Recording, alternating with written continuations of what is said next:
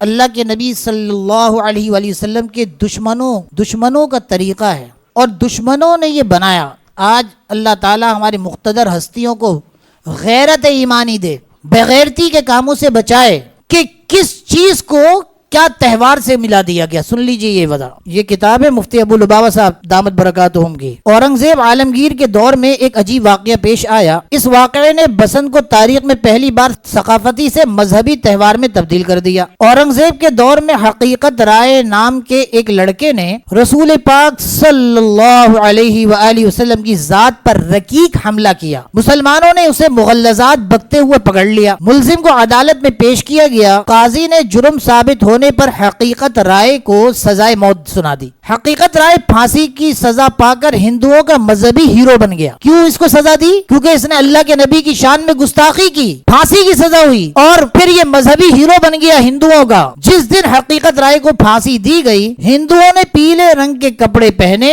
حقیقت رائے کی لاش اٹھائے اور گاتے بجاتے اسے شمشان گھاٹ تک لے گئے۔ ہمارے یہاں قبرستان ہوتا ہے، وہاں شمشان گھاٹ ہوتا ہے۔ مسلمانوں نے اسے توہین آمیز قرار دیا، لیکن ہندوؤں نے پیلے کپڑوں اور رقص و سرور کو بسنت کہہ کر جان بچائی۔ اگلے سال ہندوؤں نے حقیقت رائے کی برسی منائی، اور اسی برسی پر پیلے کپڑے پہن کر اور ناچ گا کر حقیقت رائے سے اپنی وابستگی اور حقیقت کا اظہار کیا۔ بعض مورخین کا خیال ہے کہ بسنت کے تہوار پر پہلی پتنگ بھی حقیقت رائے کی سمادھی پر اڑائی گئی تھی۔ تو بات بسنت کی نہیں ہے، بات صرف پتنگ کی نہیں ہے، بات صرف تہوار تک کی نہیں ہے۔ یاد رکھیے، مسلمانوں کو کسی بھی مذہب کے تہوار میں شامل ہونا بھی ناجائز اور حرام ہے، اور خاص کر ایسا تہوار جس کا تعلق حضور علیہ الصلوۃ والسلام کی عزت و ناموس سے ہو اور اس کو حکومتی سطح پر منایا جائے۔ اے اللہ، آپ ہماری صدا کو سن رہے ہیں۔ اے اللہ، ہماری مقتدر ہستیوں تک، ان کے کانوں تک کتنی لاشیں گرتی ہیں، کتنے لوگ پتنگ کی ڈور سے مرتے ہیں، کتنے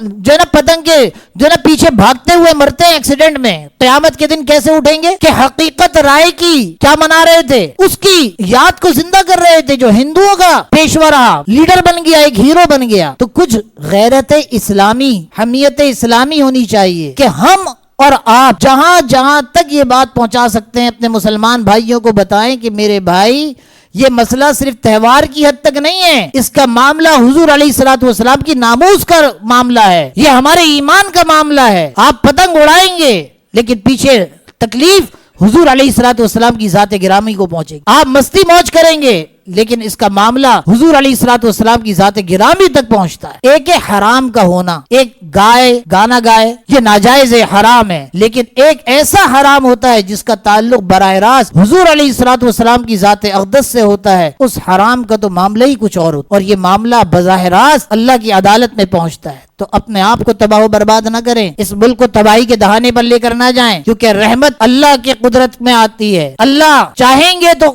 رحمت اترے گی، اور اگر ہم اللہ کے نبی کی ناموس کے خلاف چلے تو یاد رکھنا اللہ اپنی رحمت کو اٹھا لیں گے اس پاکستان سے۔ اللہ جی، ہم اس چیزوں سے بری ہیں، اللہ ہمیں معاف فرمائے، اور جہاں جہاں تک ہو سکتا ہے ہم اس بسنت کی حقیقت کو پہنچائیں تاکہ لوگوں کو، بچوں کو پتہ چلے کہ اصل میں یہ پتنگ اڑانا یہ کس چیز کی یاد میں منایا جاتا ہے۔ اللہ جی بیان کو میرے لیے، سننے والوں کے لیے، سب کے لیے زندگی بدلنے کا ذریعہ بنا دے۔